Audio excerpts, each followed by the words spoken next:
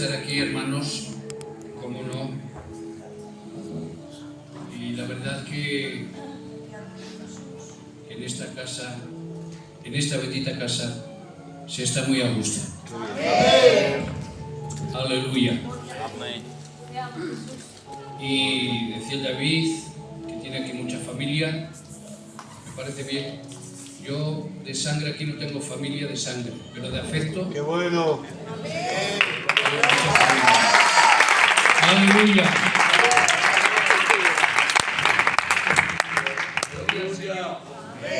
Y la verdad que yo me siento en mi casa. Amén. Por eso quiero predicar, hermanos, como que yo estuviera en Oviedo. Amén. Y hoy necesito predicar y sentirme a gusto. Gloria.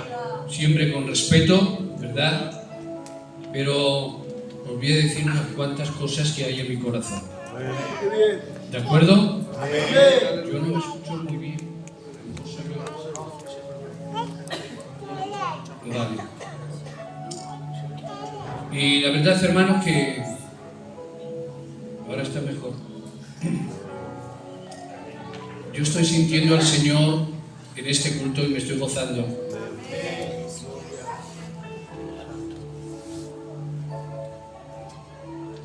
Y me siento quebrantado, hermanos, en esta tarde. Ay, Padre, qué bien. Y me hacía bien la introducción del hermano David, porque yo en la línea que traigo hoy, en esta tarde, en el libro de Levíticos, capítulo 14, versículo 33, dice: habló también Jehová a Moisés y a Aarón diciendo: cuando hayáis entrado en la tierra de Canaán, la cual yo os doy en posesión, si pusiere yo plaga de lepra en alguna de las casas de la tierra de vuestra posesión, vendrá aquel de quien fuere la casa y dará aviso al sacerdote: algo como plaga aparecido en mi casa. Entonces el sacerdote mandará desocupar la casa antes de mirar la plaga, para que no sea contaminado todo lo que estuviese en la casa. Y después el sacerdote entrará y la examinará. Gloria al Señor. Amén. Y sigue la lectura diciendo: y si después de 7 días aquellas manchas verdosas o rojizas siguieran en aquella pared, después de que el sacerdote hubiera entrado, hubiera raspado donde están aquellas manchas, después de 7 días habrá que derribar esas piedras y volver a edificar esa parte.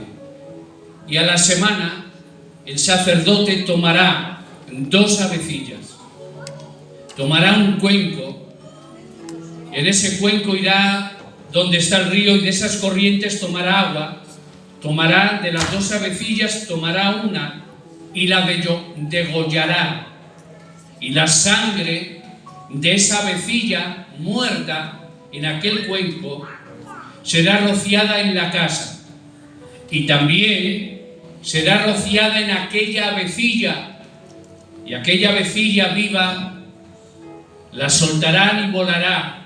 Gloria al Señor. Amén. Esa es la palabra del Señor. Y la verdad, hermanos, que estos días meditándola veo un pasaje un poco extraño.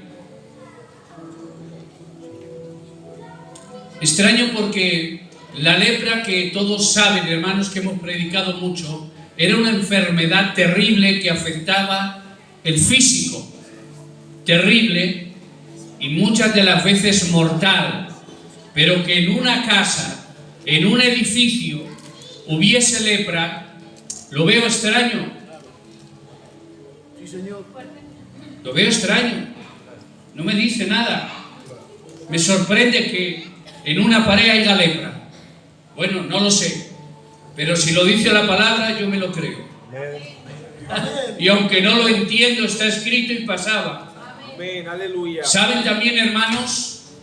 Se dice que en Canaán, cuando Israel fue a conquistar en la tierra de los cananeos, dice que era una tierra muy idólatra, y cuando oyeron que venía Israel, el temor se apoderó de ellos, y muchas de las ciudades o de los pueblos, por ese temor dejaban las casas y salían huyendo.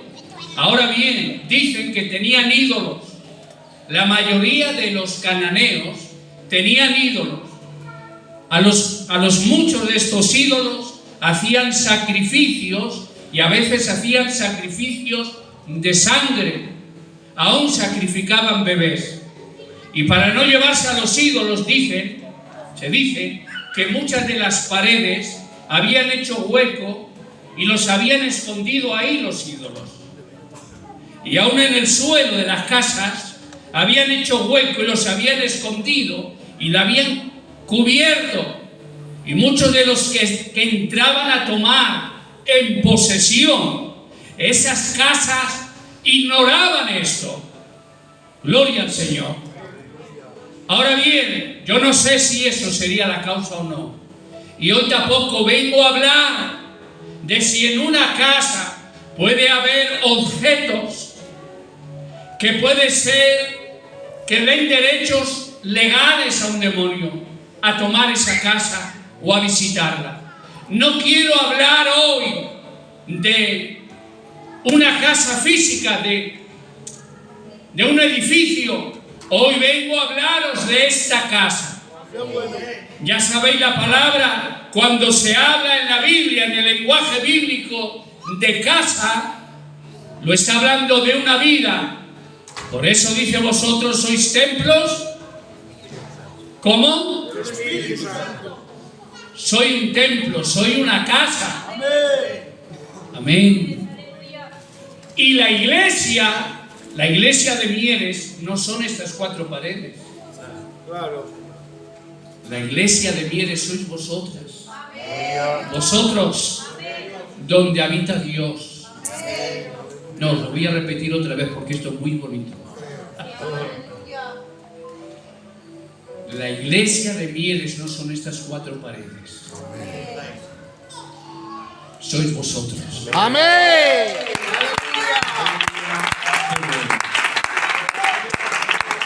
Donde habita Dios.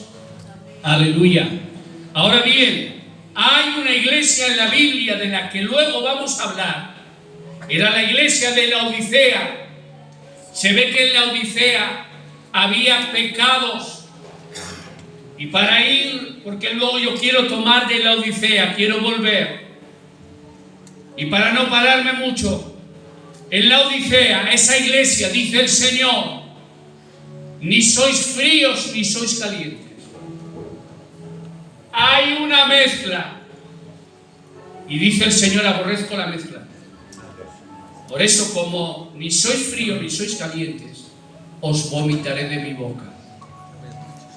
La mezcla de lo humano con lo espiritual. ¿Me seguís? Amén. Yo estoy en mi casa. Amén. Santo. Amén. Aleluya. La mezcla de lo humano con lo espiritual, de lo carnal con lo de Dios, del pecado con la santidad, de que tengo rencor en mi corazón, pero vengo a este lugar y levanto mis manos, de que albergo cosas que no tengo que albergar, que veo cosas que no tengo que ver. Dice el Señor: aborrezco toda mezcla, os vomitaré de mi boca. ¿Y sabes qué? Que el Señor se marchó de esa casa. Está escrito, se marchó.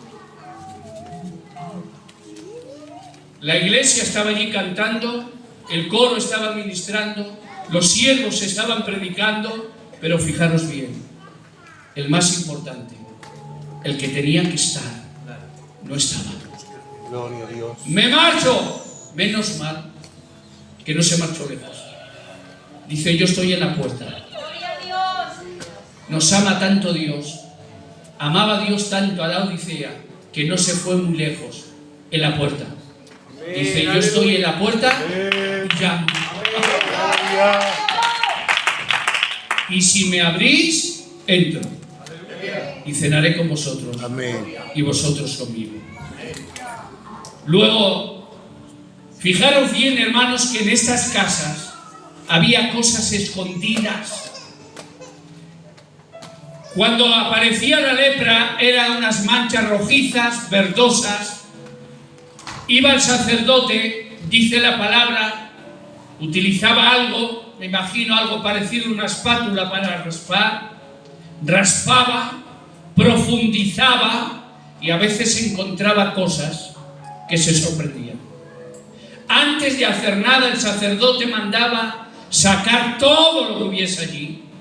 Mandaba vaciar la casa de todo lo que hubiese allí para que no le estorbase. No sé cómo me vais a recibir esto, pero creo que ha llegado la hora que de esta casa tenemos que ir vaciando tantas cosas. Tantas cosas que hay aquí. Qué verdad. ¿Veis este corazón tan pequeño? ¿Cómo puede a veces albergar tantas cosas? Ay, Padre. Que Dios dice, vacíalo ya. Suéltalo ya. Échalo fuera ya. Aleluya. ¿Saben, hermanos? Aquella espátula empezaba a raspar, a raspar. Si pudieran hablar las paredes, le dirían al sacerdote, me estás haciendo daño. Estás metiendo la espátula tan fuertemente. Estás molestando, me estás haciendo daño. ¿Saben, hermanos? A veces, después de 7 días, seguía allí la lepra. Y lo que había que hacer, esas piedras que habían ahí, había que arrancarlas y quitarlas. Y poner otras. Y eso me está hablando de exigencia. Amén. Amén. Amén. Amén. El Evangelio es exigencia. Amén. A veces hay que dejar que la espada de la palabra entre, Qué bueno. aunque te haga daño. Claro. Y si no es suficiente eso, hay que romper. Pues se rompe. Aunque te duela. Tus principios, tu orgullo, tu yo. Es que yo, pues a veces hay que romperlo. Pues se rompe. Con tal de dar lugar a la palabra. Para que Dios se sienta a gusto con nosotros. Amén. Aleluya. ¿Pueden decir un potente amén? Amén. Cuando el sacerdote miraba que la casa estaba limpia ya, tomaba 2 avecillas. Aquí voy a pararme un minuto porque siempre me ha encantado esto. 2 avecillas. No dice que fuese así. Yo siempre he visto 2 palomas blancas. No quiere decirse que fuese así. Y fijaros bien, hermanos. Con una la degollaba y de esa sangre rociaba la casa y la purificaba. Y con la otra avecilla que se quedaba viva era rociada y era soltada y empezaba a volar. Eso nos está hablando de la muerte de Cristo y también de su resurrección. Pero a veces he visto, hermanos, como aquella paloma empezaba a volar. ¿Y sabes qué? Que estaba volando porque otra, pagó con su sangre. Gloria. Volaba en libertad porque alguien pagó un sacrificio por ella. Iglesia, esto te dice el Señor, vuela. Vuela y vuela en libertad. Pero de vez en cuando asómate y mira la sangre que hay en ti. Y eso te recuerda que tú eres libre porque alguien pagó por tu culpa. Amén. ¡Gloria al Señor! Amén. Mira, hermanos, hablaba el hermano David y así lo creo. A veces hemos vivido la iglesia en otros tiempos, hermanos, tan lejos del pecado, que cuando se arrimaba a nosotros, rápidamente salíamos de él. Pero estamos viviendo unos tiempos tan peligrosos que a veces se arrima a nosotros el pecado y ya no sentimos tanta repulsa. Y el pecado trae ruina. ¿Verdad? Santo. Gloria a Dios. El pecado trae ruina. ¿Verdad? Trae ruina a los hogares. Trae ruina a los matrimonios. Trae ruina a las iglesias. Qué verdad. El pecado trae ruina. Hay un hombre, hermanos, yo no sé si estáis bien. ¿Estáis bien, pastor? ¿Estáis bien? Ya está. Si vosotros estáis bien, ya está. Yo contento. Había un hombre, David, y David se descuidó. ¿Por qué es tan fácil descuidarse? Es tan fácil, mira, desconectarte del espíritu. Es tan fácil. Dejar de ser espiritual y andar en la carne es tan fácil. David, que era un gran hombre de Dios, se desconectó de Dios, se desvió de Dios, se llenó de carnalidad. Y por cierto os diré, no hay cosa que más me aterre que ver un siervo desconectado de Dios. No hay cosa que más me llene de temor que ver un líder que vive en la carne. Le tengo pánico, porque no sabéis de qué es capaz. David se descuidó, se desconectó, se llenó de carnalidad y dice la palabra, entró en una ociosidad, de manera que en el tiempo que los reyes tenían que salir a guerrear, él se quedó en casa. ¿Qué cosas? El pueblo en la batalla y él despreocupado. El pueblo en peligro y él en su palacio. Y dice la palabra que un buen día, en esa ociosidad, se asomó en su terraza y desde ahí vio una mujer que no era la suya y la codició, la deseó, la tomó, adulteró. Y aquella mujer quedó embarazada, la mujer de Urías, Eteo. Fíjate, por no estar en el espíritu, por no estar donde él tenía que estar. Mira qué pecado más terrible. Pero mira de qué fue capaz. Aquella mujer le mandó aviso y le dijo, estoy en estado de buena esperanza. Y quiso cubrir su pecado. ¿Qué dijo él? Traerme a Urías de la guerra. Urías estaba en medio de la batalla y le mandó venir. Le saludó David y le dijo David, vete a casa, descansa, cena en tu casa, duerme en tu cama. Y David manipuló. Notad, el gran siervo manipulando. Primero adulteras, luego manipulas. Y le dice, ves y duermes. ¿Y saben qué? Por la mañana le dieron aviso a David. ¿Dónde estaba Urías?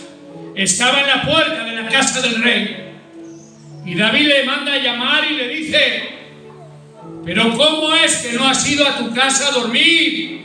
Y dice, vive Dios y vive tu alma, que yo no puedo estar en mi casa mientras el arca y el pueblo están en peligro. Y David dice, no pasa nada, quédate aquí. Y empieza a manipular. Y dice la palabra que le dio de comer. Y también lo emborrachó. Oh, dice, y ahora que estás borracho, vete a casa. Pero vive Dios, que ni borracho consiguió anular la fidelidad de Urías hacia Dios y hacia el pueblo. Y se quedó a dormir también allí en la puerta. Y David dijo, ¿qué has hecho?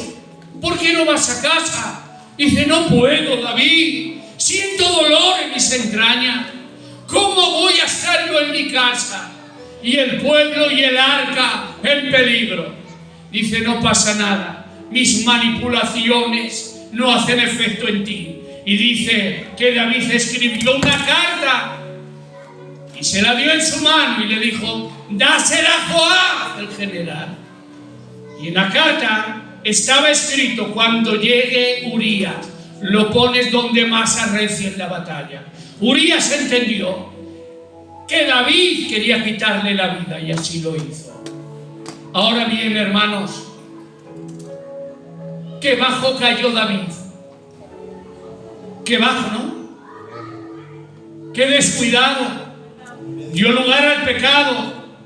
Y luego además manipuló. Y además asesinó. Todo para cubrir su pecado. Todo para cubrirlo. ¿Y sabes qué? Se amoldó tanto al pecado que esa noche, cuando le mandaron razón por una carta que Urías había muerto, dijo él: ya está, descanso, no pasa nada. Y dice la palabra que Betsabé, cuando se quitó el luto, y esto me llama la atención porque digo, mira qué honrada, ¿no? Que se quitó el luto y la tomó otra vez como mujer. Y resulta que David, hermanos, cuando se acostó a dormir, durmió muy bien. Con todo lo que había armado, durmió muy bien. Y cuando se sentó a comer, comió muy bien. Y por la mañana se sentó en su trono y empezó a gobernar y a administrar. Y no tenía problema. Y así pasó un tiempo. Adaptó tanto el pecado a él que su conciencia se quedó cauterizada. Gloria a Dios. ¿Qué es esto? ¿Qué es esto, hermanos? Pero decían antes las gitanicas que yo creía que era un texto, pastor. Dice, pero Dios no se queda con nada de nada. Bueno. Y yo creía que era un texto, mirando. Y yo pienso que hay que hacerle un hueco, porque eso es verdad. Dios no se queda con nada de nadie. Gloria a Dios. Y pasó un tiempo y David seguía igual. Pero Dios le reveló su pecado que hizo en secreto. Se lo reveló al profeta Natán. Y Dios le dijo: esto y esto y esto ha hecho David, ve y lo denuncias. Y se fue Natán donde estaba David y le dijo: David, tengo una palabra que decirte. Y le dijo David: dime lo que me tengas que decir. Y le dice Natán: mira, había dos hombres, había uno muy rico, tenía muchos corderos, tenía mucho ganado, era muy rico. Y otro, su vecino, era un pobrecito, solo tenía una corderita que le había criado él a trocitos de pan, dormía con él, la tenía como una hija. Alguien vino de camino donde el hombre rico que tenía tanto, y el hombre rico no quiso tomar ningún cordero de él, y fue donde ese y cometió un abuso, le quitó esa corderita, la sacrificó y se la dio para que comiera el hombre que venía de camino. Y dice Natán: ¿qué te parece, David? Y dice David, eso está escrito, se encendió en ira y dijo: tal hombre merece la muerte. Y dice el profeta: tal hombre eres tú. Dice: yo. Dice: tú, porque Dios te ha dado el trono, te ha dado todo Israel, tenías todo para ti. Y has tomado la mujer de Urías Eteo y has manipulado, has adulterado y lo has asesinado. Y de ahí, hermanos, de ahí la palabra llegó a él. Como llegó el sacerdote con la espátula, llegó a la pared y empezó a rascar y a rascar y a rascar en la pared. La palabra dice que llegó a la conciencia de David. Y de ahí que escribió el Salmo 51. Desde entonces, David no fue el mismo. Dice: lávame más y más de mi pecado, porque mi pecado está siempre delante de mí. Oh, hermanos, cuando llegó la palabra, iluminó sus tinieblas. Gloria a Dios. Y cuando llegó la palabra a él, el pecado estaba siempre delante de él. Gloria a Dios. Y cuando se iba a acostar, el pecado de lo que había hecho, hermanos, le atormentaba. Veía la manipulación, el asesinato, la sangre, el adulterio. Y cuando se ponía a comer, veía el pecado que había cometido. Siempre estaba delante de él. Y cuando empezaba a gobernar, su conocimiento se nublaba. No era capaz. Estaba tan turbado. No sosegaba. La palabra le empezó a atormentar. La luz de la palabra despertó su conciencia. Y saben, hermanos, hace tiempo leí acerca de las costumbres de Israel. Y ahí dice, no quiere decir que fuera así. Dice que David estaba tan atormentado por su pecado que una mañana, tratando de liberar su mente, empezó a caminar cerca del río Jordán. Y allí vio el río y vio también una hebrea cómo lavaba la ropa en el río, porque ella sabe que antes no había lavadora y las mujeres tienen que ir a lavar al río. Y vio cómo lavaba y vio el proceso. Y saben, hermanos, se lo aplicó a él.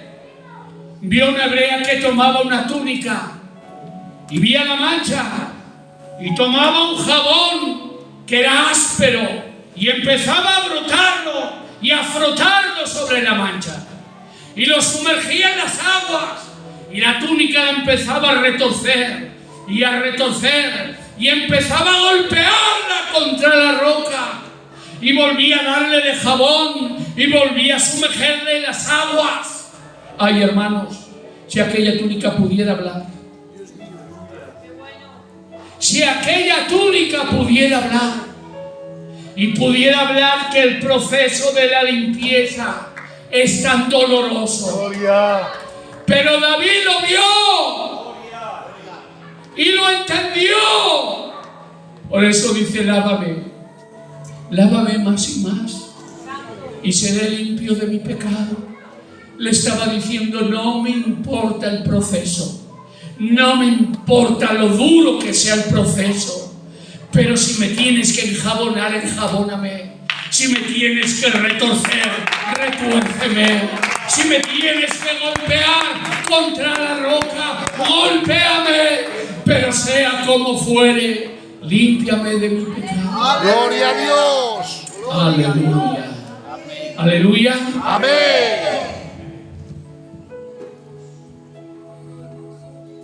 La Odisea, dice el Señor, yo estoy a la puerta y llamo. Y si alguien me abre, entraré y cenaré con él. Saben, hermanos, que esto era una costumbre hebrea. Que cuando alguien entraba en un pueblo de los judíos, todas las puertas al amanecer estaban abiertas. Y eso era un mensaje escrito sin palabras. Y eso decía, si tú eres un judío que estás de camino, yo también soy un judío, si necesitas una casa, entra en mi casa. Las puertas están abiertas para ti. Saben, un judío, hermanos, no tenía que pedir permiso, aunque no se conocieran. Entraba en la casa, no tenía que llamar a la puerta, entraba, solamente decía paz a esta casa. Y el cabeza de familia salía y decía, ¿de dónde eres? Dice, soy de tal tribu, de tal familia, vengo de camino, no tengo un techo donde dormir. Y le decía, no, mi casa es tu casa, mi comida es tu comida. Esa noche dormía allí, comía allí, por la mañana lo encaminaba para su casa. Pero ¿saben? No todas las puertas estaban abiertas. Había muchas que estaban cerradas. Y eso también era un mensaje que no estaba escrito. Y el mensaje que decía, si tú eres un judío y necesitas una casa, me encantaría que morases en mi casa. Me sentiría muy honrado, pero no puedo, porque ha habido un pecado, ha habido una inmoralidad y no soy digno de que entres en mi casa. Y saben, hermanos, que un judío con dignidad, prefería dormir a la intemperie antes de entrar en una casa donde hubiese habido una inmoralidad. Preferiría estar toda la noche sin comer nada, pero su dignidad para él era tan importante que no entraba en una casa donde hubiese un pecado. Pero, si me permitís, Amén. yo aquí veo un judío, pero no veo un judío cualquiera. Yo aquí veo un judío Gloria a Dios. con más dignidad que nadie. Veo al judío más honrado de todos los que ha habido. Amén. Y se acerca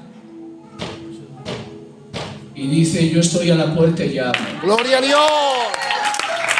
Aleluya. Y más, te voy a decir por qué esta palabra es para ti. Veo en muchos cultos, en muchas iglesias, cuando yo cierro mis ojos y veo el ambiente que se crea, veo a gente que la puerta de su corazón se abre de par en par para Dios. Y le está diciendo: aquí estoy, limpio, Gloria. limpio para ti. Santo. Oh, y cómo entra este buen judío y nos toca y nos bendice. Pero a veces veo gente, hermanos, en los cultos, que esta puerta está cerrada, cerrada. Y en otras palabras le está diciendo: tengo tanta necesidad de ti. ¿Cuánto daría porque hoy vinieses y me tocase? Pero no merezco nada de ti, no soy digno, he cometido una caída, un pecado, lo siento. Te necesito tanto. ¿Saben, hermanos? Qué bueno. Yo no sé cómo estaréis vosotros, pero yo la verdad que me siento bendecido. Aleluya.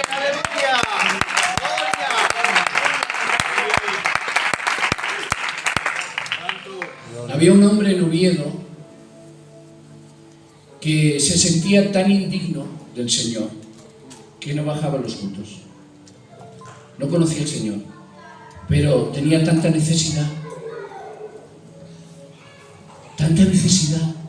y esperaba que nos marcháramos todos del culto. Y cuando se cerraba la puerta y nos marchábamos todos, ¡ay Dios!, bajaba al culto, tocaba la puerta y decía: aquí estoy, Señor. Qué bueno. Gloria a Dios. Me decía muchas veces, dice: a veces eres muy pesados con el culto. Estaba deseando que os marchaseis, que terminase el culto. Y cuando tocaba la puerta, no te imaginas lo que yo podía sentir. Gloria. No sé si habrá aquí alguna puerta cerrada.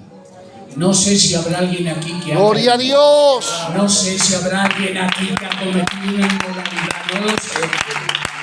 Pero sí sé algo. El judío más digno de todos los tiempos, Jesús, dice: oh, yo estoy a la puerta Aleluya. y llamo. Qué bien. Y si me abres, yo entro. Ay. Y cenaré contigo. Y tú cenarás conmigo. Gloria a Dios. ¿Sabes que los judíos, cuando se enfadaban, cuando se enemistaban y hacían las paces entre ellos, siempre lo sellaban con una comida? En otras palabras, hoy Jesús te está diciendo: si hay una enemistad conmigo y me abres, yo entro y ceno contigo. Gloria a Dios. Arreglo lo que tengamos que arreglar. Nos ponemos a cuenta. Hacemos las paces. ¿Pueden decir un potente amén? Amén. Aleluya. ¿Saben, hermanos?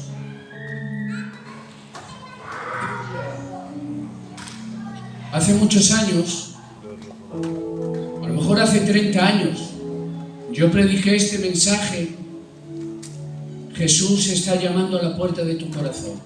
Y estaba hablando todo esto que os estoy hablando ahora. Y cuando terminó el culto, vino un hombre y me dijo: ¿sabes qué me pasó, pastor, cuando me convertí? Yo me convertí y a los pocos días escuché a mi pastor predicar esta palabra. Y decía: El Señor está a la puerta y llama. Y si le abres, Él entra y cenará contigo. Y el hermano me dijo, me lo tomé tan literal, que cuando se estaba despidiendo el culto le dije, Señor, hoy no quedes con nadie. Hoy cenas en mi casa, te invito a ti. Gloria a Dios. Y se fue a su casa. Y le dijo a su mujer, hoy pon un cubierto más. Dice, ¿por qué? No, tú pon un cubierto más para la cena. Dice, que has invitado al pastor y no me has avisado. Dice, que pastor, no, hombre. He invitado al Señor Jesús. Gloria. Y la gitanica le dijo, pero ¿cómo que al Señor? ¿Cómo que le invitas? Dice, este gitano no está. Dice, no, ha dicho el pastor que si yo le abro la puerta y le invito, él viene a casa y cena. Y yo en el culto le he invitado al Señor. Pon un plato ahí y pon la cena. Claro, llegó a las 9 y no apareció el Señor. Llegó a las 10, llegó a las 11 y dijo la gitanica, ¿has entendido bien? No, yo le he dado mi palabra y le he invitado y yo le espero. Y dice la gitana, bueno, pues yo voy a cenar, que para mí ya es muy tarde, yo me voy a echar. Y dije el hermano, estuve esperando hasta las 12 y el Señor no apareció. Se equivocó, fue algo literal. Pero hoy lo que te estoy hablando es algo interno, Gloria. es algo espiritual.